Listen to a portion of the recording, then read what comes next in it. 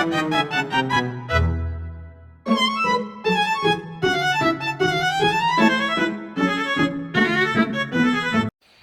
semuanya, Assalamualaikum warahmatullahi wabarakatuh. Perkenalkan, nama saya Syifa Nurfauzia dengan NIM 12106250001. Saya merupakan mahasiswa semester 1 dari Prodi Sastra Indonesia Fakultas Bahasa dan Seni Universitas Negeri Jakarta.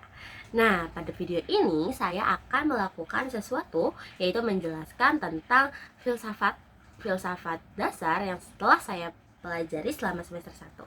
Nah, pada video kali ini saya akan menyelesaikan tugas akhir semester 1 mata kuliah filsafat dasar yang diampu oleh dosen pengampu Pak Saifur. Wah, awalnya saya rasa filsafat adalah hal-hal yang rumit, penuh istilah asing, dan juga terasa jauh sekali dari kehidupan sehari-hari. Filsafat seolah hanya milik orang-orang tertentu aja yang suka berpikir berat tentang hidup, memikirkan berat makna hidup, dan ya seperti itu. Namun seiring saya mengikuti perkuliahan filsafat dasar pada semester 1 dan membaca berbagai pemikiran para filsuf, pandangan itu perlahan sedikit-sedikit mulai berubah. Saya mulai menyadari bahwa filsafat justru dekat dengan hidup, bahkan menempel dengan hidup kita selama sehari-hari.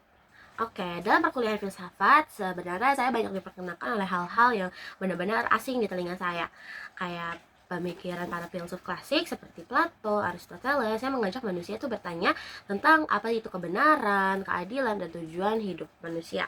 Kemudian melalui filsafat ini pula kami diperkenalkan oleh para filsuf modern seperti Descartes dan juga Kant, yang mengajak memahami manusia sebagai subjek yang berpikir, meragukan, dan juga menentukan sikapnya sendiri. Sementara filsafat eksistensial mengingatkan bahwa manusia tidak hanya ada, tetapi juga bertanggung jawab atas pilihan-pilihan yang mereka pilih. Dari proses membaca dan mendiskusikan hal-hal tersebut, saya menyadari bahwa filsafat tidak memberikan jawaban cepat, tetapi juga melatih untuk tidak tergesa-gesa dalam menerima sesuatu sebagai kebenaran. Filsafat juga mengajarkan kesabaran berpikir dan juga cara berpikir logis dan struktural. Pada dasarnya, filsafat adalah keberanian untuk bertanya tentang hal-hal yang sering kita anggap biasa, seperti mengapa kita harus adil sih, atau apa sih arti bahagia, atau pula apa sih makna kita menjadi manusia. Berfilsafat itu berarti tidak berhenti pada permukaan saja, tetapi berusaha untuk memahami sesuatu sampai akarnya. Atau orang-orang bilang sih kalau belajar filsafat itu belajar dari unsur, lalu belajar dari unsur-unsurnya sampai tidak terhingga. Nah, dalam konteks ini, saya menemukan bahwa filsafat bukan tentang hanya menghafal teori saja, tapi juga membentuk sikap hidup. Setelah saya belajar filsafat, saya rasa saya lebih memahami makna hidup saya sendiri. Dan juga filsafat tuh melatih kejujuran berpikir dan keterbukaan terhadap perbedaan. Dan filsafat juga mengajarkan kami merefleksikan diri kami sendiri. Lalu dengan filsafat, manusia tidak hanya hidup, tetapi menyadari bahwa ia itu sedang hidup dan telah hidup. Yang menariknya, filsafat tidak hanya berkembang di barat saja, tetapi di Indonesia banyak pemikiran yang membumikan filsafat dalam konteks kemanusiaan dan realitas sosial. Salah satunya seperti Pak Saifur Rahman, yaitu dosen saya sendiri, yang melalui tulisannya itu menekankan bahwa filsafat harus berpijak pada pengalaman hidup dan manusia konkret. Filsafat tidak boleh terlepas dari realitas sosial dan penderitaan serta ketimpangan dan juga pergulatan batin manusia. Dari pemikiran ini saya memahami bahwa dengan filsafat bukan sekedar hanya wacana akademik yang diperkenalkan kepada kami sebagai mata kuliah, tapi juga alat refleksi untuk memahami luka dan harapan manusia. Selain itu juga, pemikiran seperti Franz Magnus menekankan filsafat sebagai upaya etis untuk memanusiakan manusia. Filsafat baginya membantu manusia membedakan mana yang baik dan mana yang buruk, mana yang benar dan mana yang baik, dan mana yang buruk dan mana yang jahat, terutama dalam kehidupan bermasyarakat. Filsafat menjadi dasar dari sikap-sikap toleransi, keadilan, dan tanggung jawab moral sesama manusia. Melalui pemikiran-pemikiran para filsuf di Indonesia, saya semakin yakin bahwa filsafat itu tidak hanya hidup di ruang hampa, tetapi juga selalu tumbuh bahkan dari kegelisahan manusia, dan juga hal tersebut kembali kepada manusia.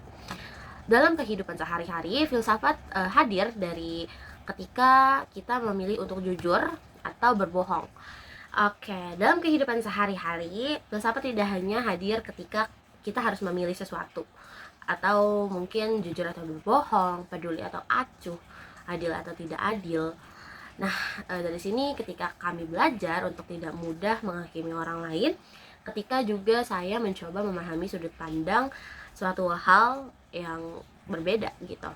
Tidak hanya di situ, filsafat juga bekerja secara diam-diam dalam kehidupan. Misalnya seperti makna kebahagiaan, dan mungkin kalian tidak menyadari bahwa kita tuh sedang hidup tuh untuk apa sih? Nah, itu makna dari kehidupan itu sendiri. Dan menurut saya, filsafat juga mengajarkan bahwa manusia membawa latar belakang mereka sendiri, dan pergulatan hidup mereka lah yang menjadi tantangan mereka ke depannya. Kesadaran ini membuat saya lebih berhati-hati dalam bersikap dan juga lebih terbuka dalam memahami orang lain, karena saya rasa orang lain itu memiliki warna dan corak berbeda, dan mereka membawa label sesuatu tuh yang berbeda juga. Pada akhirnya, filsafat bukan tentang hidup yang di awang-awang saja, tetapi ia justru membantu saya dan teman-teman saya pastinya untuk berpijak lebih kuat di bumi, dan juga menguatkan pijakan kami untuk menginjak sesuatu. Filsafat bukan pelarian dari realitas, tetapi cara untuk menghadapi dari kesadaran. Dari filsafat, saya juga belajar banyak hal, bahwa menjadi manusia yang berarti terus bertanya, berpikir, dan merefleksikan hidup itu bukan untuk menemukan jawaban yang mutlak, tetapi juga untuk menjalani kehidupan yang lebih bermakna. Pada intinya, kelewat paham memang bisa berakibat hampa, tetapi jika tidak paham sama sekali, kita bisa kehilangan tujuan. Saya mempunyai rekomendasi bahan bacaan dari filsuf-filsuf Indonesia, yaitu Pak Saiful Rahman. Beliau adalah dosen saya, dan beliau mengenalkan satu buku kepada saya, yaitu Filsafat dari Titik Nol. Pada buku tersebutlah kami belajar dasar-dasar filsafat yang benar-benar membuat kami merasa kayak, wah, ternyata ini loh yang selama ini kami lihat bahwa itu tidak ada maknanya. Setelah kami membaca sesuatu yang ada pada buku Filsafat dari Titik Nol, kami merasa hal tersebut juga memiliki makna. Baik, segitu saja penyampaian dari saya. Kurang lebihnya mohon maaf. Wabillahi taufiq wal hidayah. Wassalamualaikum warahmatullahi wabarakatuh.